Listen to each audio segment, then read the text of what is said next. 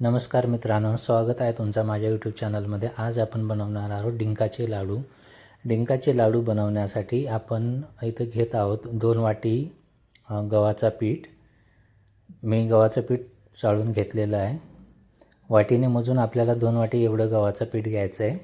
आणि 1 वाटी मी बारीक रवा घेतलेला आहे, तो पण मी चाळून घेतलेला आहे.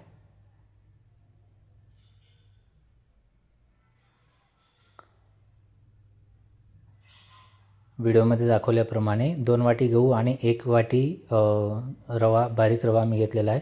1 टेबलस्पून त्याच्यात आपण ऑइल टाकून छान त्याला असं मिक्स करून घेऊ आणि एक हार्ड असं कणिक मळून घेऊ. पाहू शकता व्हिडिओमध्ये दाखवल्याप्रमाणे असं दोन्ही हाताने तुम्हाला छानपैकी जे ऑइल टाकून आपण मिक्स करून घेतलेलं आहे, रवा आणि आपलं गहू व्यवस्थित मिक्स झालं पाहिजे. आणि जेव्हा अशी मुठ्ठी बांधून पाहिली तर मुठ्ठी बांधली गेली पाहिजे, तेव्हा आपण त्याला मग थोडं पाणी टाकून व्यवस्थित त्याला एक हार्ड असं कणिक मळून घेऊ. कणिक मळून झाल्यानंतर असे हाताची मुठ्ठीने मुठ्ठी बांधून त्याला आपण ऑइलमध्ये तळून घेणार आहोत. इथं जवळपास मी अर्धा किलो एवढं ऑइल घेतलेलं आहे आणि त्याच्यामध्ये आता जे मुठे आपले बांधून झालेले होते ते आपण त्याच्यात टाकून तळून घेणार आहोत. जोपर्यंत आपलं कणिक जे आहे ते तळतं आहे तोपर्यंत आपण गूळ किसून घेऊ. आपल्याला जवळपास 200 ते 250 ग्राम गूळ लागणार आहे अंदाजे. तर मी इथं गूळ बरोबर 1 वाटी गूळ घेतलेलं आहे. 1 वाटी गूळ एवढं मी किसून घेतलेलं आहे. ते आपण आता साईडला ठेवून देऊ. आणि जे आता हे जे आपले कणिक आपण ऑइलमध्ये टाकून घेतले होते, तळून झालेले आहेत आपले, म्हणजे क्रिस्पी आणि गोल्डन रंग असा आलेला आहे. तर छानपैकी आपले असे तळून झालेले आहेत. आपण त्याला साईडला काढून घेऊ. पाहू शकता एकदम गोल्डन कलर आलेला आहे. एकदम असं गोल्डन कलर येईपर्यंत आपल्याला मीडियम गॅसवरती तळून घ्यायचं आहे. एकदम सोनेरी रंग आला आहे. आता आपण याला एका प्लेटमध्ये काढून घेऊ, थंड होण्यासाठी ठेवून देऊ.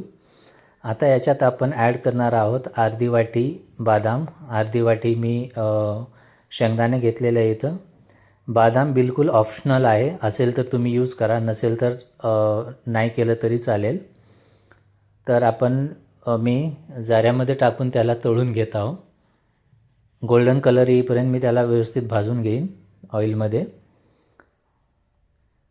आता आपले बदाम भाजून झालेले आहेत. आता आपण जे शेंगदाणे आहेत, मी मोठे शेंगदाणे घेतलेले जे घरात आपण डेली यूज करतो. तुमच्याकडे जे असेल ते तुम्ही यूज करू शकता.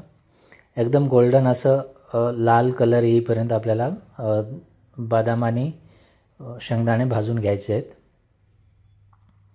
व्यवस्थित तळून झालेले आहेत शेंगदाणे आणि बदाम. आता तेल आपलं खूप जास्त उरलं होतं, थोडंसं तेल आपण इथं कमी केलेलं आहे.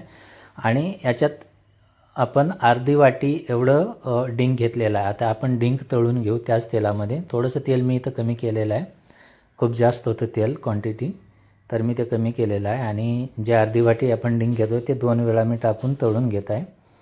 पाहू शकता एकदम छान असं फुलून आलेलं आहे डिंक. दुसऱ्यांदा आपण परत टाकून डिंक व्यवस्थित तळून घेऊ. व्यवस्थित असं आपलं डिंक तळून झालेलं आहे. आता आपण एका प्लेटमध्ये काढून याला थंड होण्यासाठी सोडून देऊ. आता सगळे साहित्य आपण एक एक करून तळून घेतलेले पाहू शकता. एका प्लेटमध्ये मी काढून घेतलेलं आहे. आणि 1 वाटी जे गूळ आपण किसून घेतलं होतं तर 1 वाटी गूळ आपण घेतलेला आहे. आता आपण जे कणिक मळून आपण जे मुठ्ठी असं तळून घेतलेलं होते त्याला हाताने तोडून आपण मिक्सरमध्ये टाकून त्याला मस्त छानपैकी असं त्याचं पीठ बनवून घेऊ. म्हणजे छानपैकी असं ग्राइंड करून त्याला मिक्सरमधून असं रवाळ टाईप आपल्याला ते काढून घ्यायचं आहे. पाहू शकता मिक्सरमधून आपण काढून झालेलं आहे. आणि आता बदाम आणि जे शेंगदाणे आपण तळून घेतले होते ते पण आपण एकत्र टाकून असं थोडंसं दरदरा टाईप, थोडंसं मोठं रवाळ टाईप आपल्याला काढून घ्यायचं आहे मिक्सरमधून. सगळे जे आपले साहित्य होते ते आपण मिक्सरमधून काढून घेतलेलं आहे प्लेटमध्ये दाखवल्याप्रमाणे. आता जे 1 वाटी गूळ आपण किसून घेतलं होतं ते गूळ आपण थोडंसं ऑइल आपलं उरलेलं आहे ते ऑइल अजून आपण कमी करू. आणि थोड्याशा ऑइलमध्ये जे उरलेलं ऑइल आहे त्याच्यात आपण ते गूळ टाकून मेल्ट होईपर्यंत त्याला छान असं मंद आचेवरती मेल्ट करून घेऊ.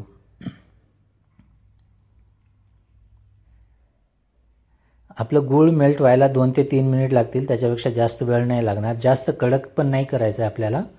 एकदम मंद आचेवरती 2 ते 3 मिनटासाठी फक्त गूळ मेल्ट होईपर्यंत आपल्याला ते व्यवस्थित मिक्स करून घ्यायचं ऑइलमध्ये. आता हे जे मिश्रण होतं आपण हाताने सगळं त्याला मिक्स करून घेऊ, एकत्र करून घेऊ एकजीव.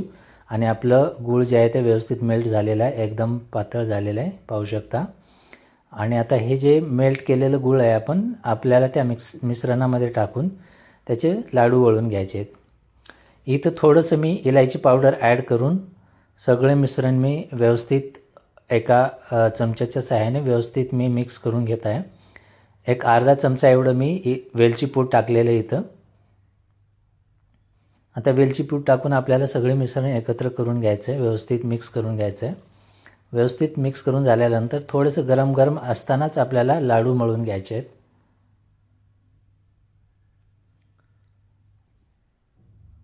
लाडू वळताना एन्श्युअर करा की खूप गरम नसेल जे मिश्रण आहे ते, कारण गूळ तेलामध्ये आपण मेल्ट केलेलं आहे, तर तेल गरम असतो आणि गूळ पण थोडंसं टेम्परेचर जास्त असतं. तर एन्श्युअर की हाताला पोळणार नाही. थोडंसं गरम असेपर्यंत, थोडंसं त्याला थंड होईपर्यंत आपण त्याला फिरवून घेऊ आणि आपण त्याचे लाडू वळायला सुरू करू.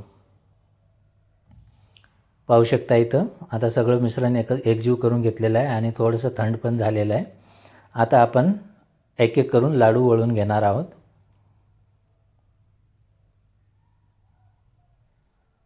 एकदम सिंपल रेसिपी आहे, एकदम सोपी आहे आणि मस्त रेसिपी आहे. एकदा तुम्ही पण ट्राय करून बघा.